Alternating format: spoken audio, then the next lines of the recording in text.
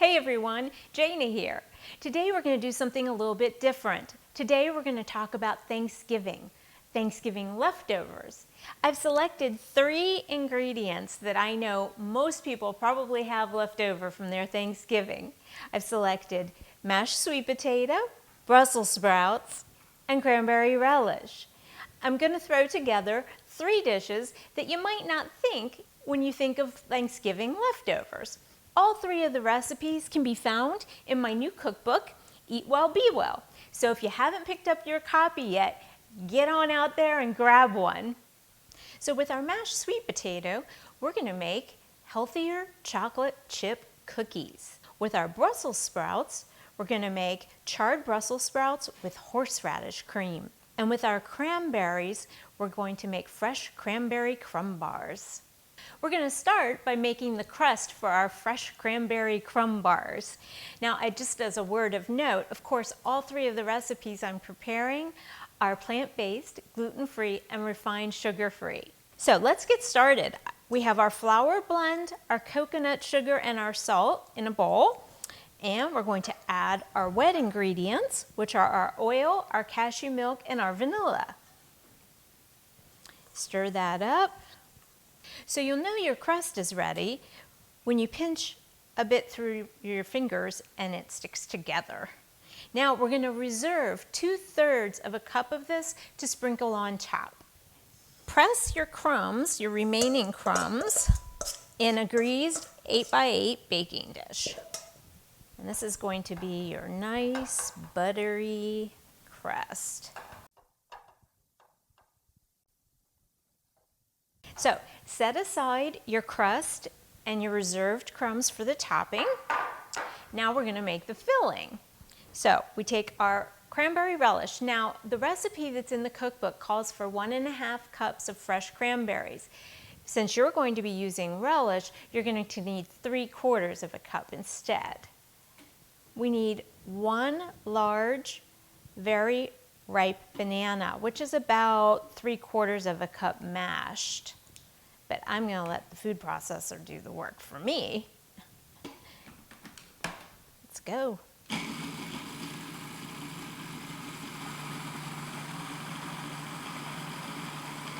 So we're adding our cranberry and banana mixture to a pan. We're going to bring it to a little simmer, and then we're going to add in some coconut sugar and vegan butter. So I've been whisking the cranberry banana mixture with the vegan butter and the coconut sugar for about 2 to 3 minutes. And we've got a little simmer going there. And now we're going to add in our xanthan gum, which is going to thicken it a little bit. And then when we remove the mixture from the heat, we're going to add a 1/4 teaspoon of vanilla. Take your cranberry mixture and pour it onto your crust. I wish you could smell this. It smells delicious. And spread that around. Last step, take your reserved crumbs and sprinkle them on top.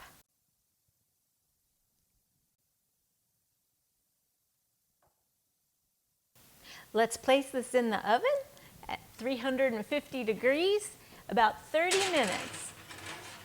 Our cranberry crumb bars have just come out of the oven. We're going to let them cool for about 45 minutes. Then place them in the refrigerator. Once they're chilled, bring them out and cut them up. They're ready.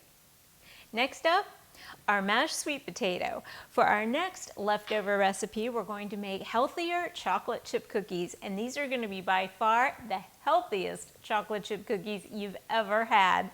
We're going to start with a cup of Great Northern beans, serving up delicious and so good for you plant-based protein.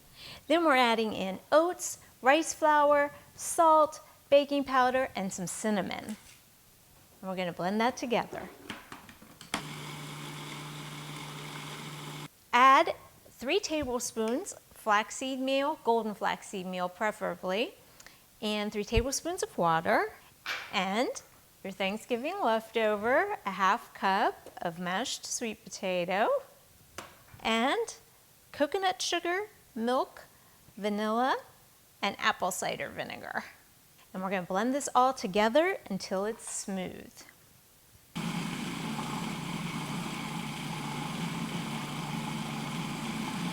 And what would chocolate chip cookies be without chocolate chips? I use mini chocolate chips. Mix those in. I used 1/2 cup mini vegan chocolate chips for in the dough. And I reserve another 1/4 cup to put on top of the cookies when you place them on the baking sheet. Now we're going to stick this dough in the refrigerator for about 10 minutes. When you're placing your dough on the baking sheet, you're going to take 2 tablespoons of dough and scoop it out, flatten it out. And if you don't like the little peaks on your cookies, a little trick I have is you can take a bowl of cold water and dip your finger in the cold water and spread it over top and rub the peaks, and they will smooth out and you'll end up with a really nice smooth cookie. But I kind of like the peaks. I think they give it character. So now take your chips that you reserved to put on top and put some of those on. And then we're ready to bake.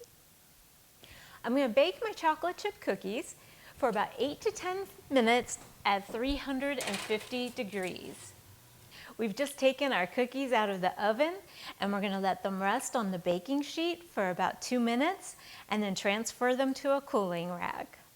Next up is our charred Brussels sprouts with horseradish cream, one of my favorites. So we have our leftover Brussels sprouts. We're going to take those and cut them from top to bottom in half. Place them on a baking sheet. Now, usually if you've steamed them or served them, they've probably been prepared with something, maybe an oil or salt and pepper. If they already have oil on them, you don't need to do anything, or add a little salt and pepper.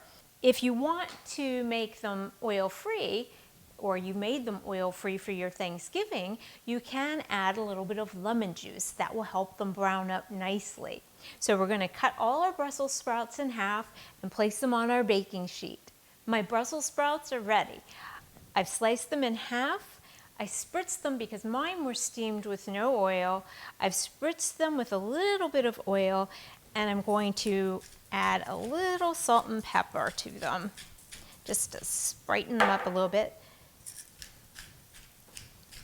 And I have another secret tip for you. I don't know about your house, but at my house, everybody fights over the Crispies. So what I do is I remove extra leaves and place them on the baking sheet with the sprouts themselves so that we get double the Crispies. To make our horseradish cream sauce, you're going to need a cup of soaked cashews till they're fingernail tender. We're also going to add lemon juice, garlic powder, and sea salt. Now we're going to add our horseradish to our cashews. High-speed blender is preferable, but if you don't have one, you can just do it for a little extra time in a regular blender. We're going to turn that on and blend away. My 1/4 cup of prepared horseradish didn't have a lot of liquid with it. So I went ahead and added in my reserved water. So the total water I've added to my cream sauce was the 1/2 cup that's called for in the recipe. Now that we have our horseradish sauce waiting for their crispy fellows, we're going to stick our Brussels sprouts in the oven on a high broil. And you're going to want to keep an eye on these because they're going to brown really fast. And remove them once they get nice and crispy brown. Here they are, fresh out from the broiler. They only required about 2 minutes. Just a word of caution when you're charring your Brussels sprouts in the oven. The parchment paper will brown and start to smoke, so keep a close eye on it or use aluminum foil as an alternative. Now we've plated our charred Brussels sprouts. Don't they look delicious?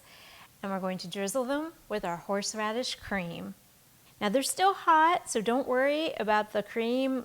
The fats are going to emulsify a little bit and get down in there. So charred Brussels sprouts and horseradish cream, plant-based deliciousness.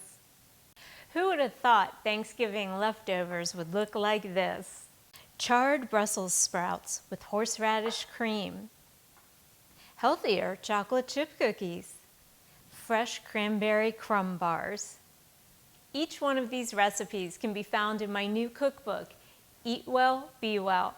Over 100 recipes that are all 100% plant-based, gluten-free, and refined sugar-free.